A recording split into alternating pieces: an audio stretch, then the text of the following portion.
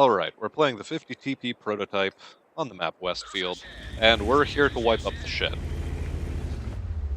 No, that's not true. We're in a tier 10 game, and we're going to hang on dearly to our lives, as best we can, and try to use our gun depression to its best effect. Now, as other people have pointed out, this tank specifically does not have the full 10 degrees of gun depression over the front. It only has 8, I think. But over the sides, it gets its full 10 degrees. Over the rear, it's only 6, however, but, well, you shouldn't be in a position where you have to aim over the rear of your own tank. So we're going to be aiming over our side and trying to expose as little of our tank as possible. And putting shots where we can into enemies where we can. Presently our target of priority will be the Carnarvon, because I don't have to expose myself as much to shoot him. We might retarget the Hawk 12, if he stays along the straight and narrow.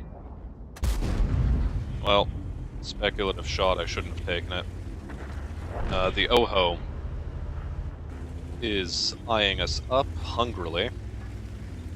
Meanwhile, the Hawk is behind a building, so I don't have to worry about him yet. We're gonna take that damage trade. I would have preferred not to take it, but, well, I think it's best to pump in damage where we can. We're gonna put shots into the IS-7, because again, we don't have to expose ourselves as much to take shots at him. And we're going to make ourselves feel as threatening as possible to the enemy team. Shots at the 705, as mentioned before.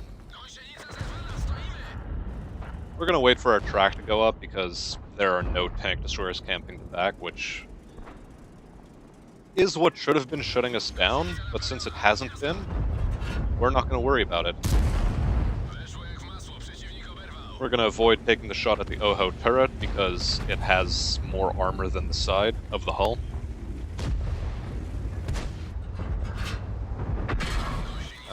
We're going to heal and shoot at the charioteer with a bit of lag, which causes us to miss the shot. Oh well, we'll try shooting him again once he gets respotted.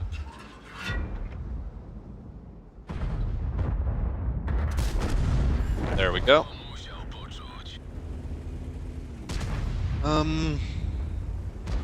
We might reprioritize the Skoda T50 because he's flanking our ISM and I don't like that. I'm not letting him go unpunished. We're not winning by as wide a margin as I would like to be. So we're going to continue to be annoying on this flank. Now, I think we put the shot into the Carnarvon, but now we have to worry about the Hawk 12. And if he's gonna oblige us by sitting in front of our gun, I'm more than willing to punish him for it. Okay, we've turned the scores around. We take the shot at the Batchat and thank our stars that it managed to go in. And we will continue to hold this position because it's good. Oh, very good.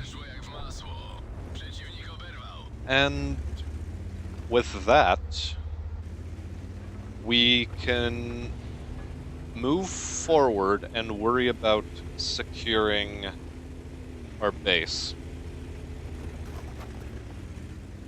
Now, the enemy might be thinking one of two things. Some idiot's going to push into their cap, and they have gone back to defend their cap. Fortunately, we're not that idiot. Yet. Or, they've chosen to set themselves up at, well, about the midpoint there, but I was about to say that they might be at F0. Well, at least 2 of them. Maybe. And that's not the most fortunate circumstance. So to counteract this, I am going to take a bit of the long way around, ignoring the T-44 because he is the bait that is drawing out tanks in front of the Standard B and the Type 61, which I assume are at net zero, or thereabouts. So instead I'm going to support this 1390 so that he isn't alone, so that he doesn't get yellowed, and I really hope he doesn't YOLO himself. I just hope he spots intelligently, and then we're going to try to push them out of that location. The defender is in a bit of a tricky spot now because, well, he tried to flank the T-44. And, well, in retrospect, maybe we should have been that idiot. But I think it's better to play this one a bit safe. And also looking at our team's health, it's entirely possible that this could have gone even more sour. See, this is sort of exactly what I mean. The other benefit of being on this flank is that I don't think they're going to be expecting a TP-50. Ah.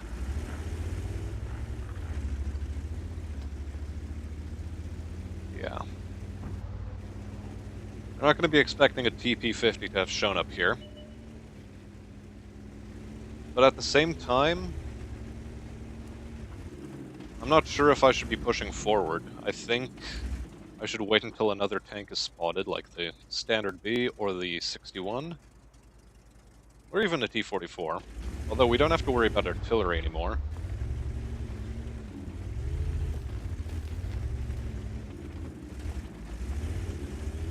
So we can afford to be patient.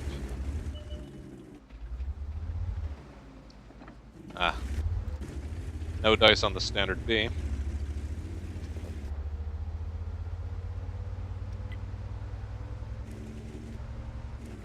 But with the way things are going, I need to provide him Overwatch.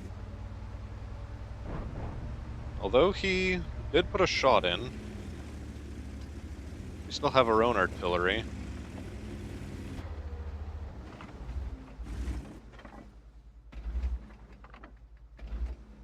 But the situation is far from perfect. However, the fact that he managed to die is good. And now I can push forward.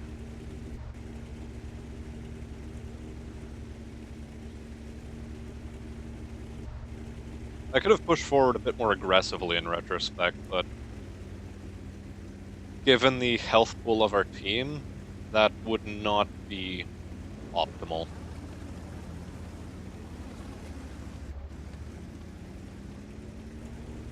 The game is still close enough that the other two tanks, if they shoot well, can take it down.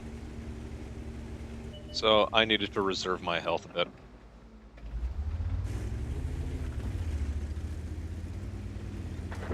Yeah, see, that is exactly why these maneuvers need to be made.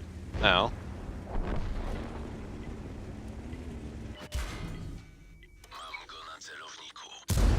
we take our time and take it down. Let's go see the end plates. Alright, that's a victory for 10,000 XP on ×5. 1 high caliber, 1 Confederate medal, and only a first class mastery badge, which sort of surprises me. Especially given that I got 1300 base XP. So apparently people are doing really well in this vehicle, which is somewhat odd because it isn't the kind of monster that the Defender is. But a bit of analysis. What worked to our benefit? The fact that we were ignored largely for the opening part of that round. We managed to farm side shots on a lot of enemy heavies that were distracted by a very powerful push on the northern flank by our own heavies. Additionally, I think I already mentioned it earlier, but one of the other things that worked to our advantage was the fact that... Oh yes, I did mention it earlier in the round.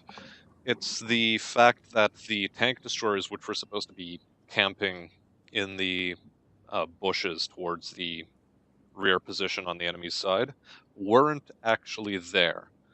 Instead, they decided to head down into the south side of the town, and that allowed me to farm from that hilltop with some impunity.